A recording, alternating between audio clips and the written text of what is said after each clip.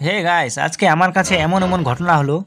চলো ব্যাপারটা তোমাদেরকে আমি শুরু থেকে বলছি। সো গাইস, আমি হচ্ছে টুকুর টুকুর হাঁটতে হাঁটতে যাচ্ছিলাম, ওই টাইমেই আমাদের সালমান খান চলে আসলো, কি যে আমাকে বলতে। এই যে বাবা তোকে মাঠের দিকে যেতে বললো, কি যে কাজ আছে? হ্যাঁ, কি কাজ? আমার আরো কি কাজ? কি যে বলছে সেটা আমি বলতে পারবো না, তোকে যেতে বলছে তুই যা।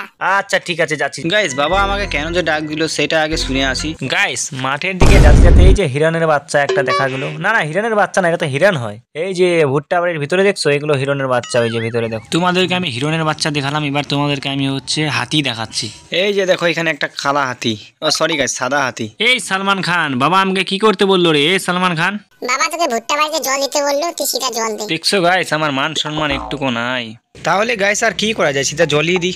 এই যে গাইস দেখে নাও, আমাদের গ্রামের রাইস্টার কেন আমি বলছি সেটা ভিডিওর তোমাকে আমি আগে বলছি। এই যে আমাদের রাইস্টারটাকে আপনারা যে চাই সেই কাজ করে নাও, শুধু ফ্রি ফায়ার খেলতে দিতে হবে।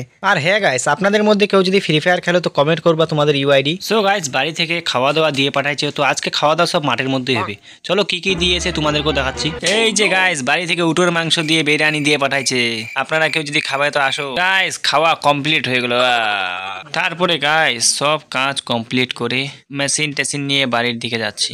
বাড়ি আসে একদম ফ্রেশ ট্রেশ হয়ে, নতুন কাপড় টাপড় পরে বন্ধুদের কাছে একটু দেখা করতে যাচ্ছি। এই যে গাইস, বন্ধুর রুমে চলে আইছি। তো আমরা একটু বন্ধুদের সাথে মিলে গল্প টল্প করি, তোমরাও আরাম করো। Bye bye.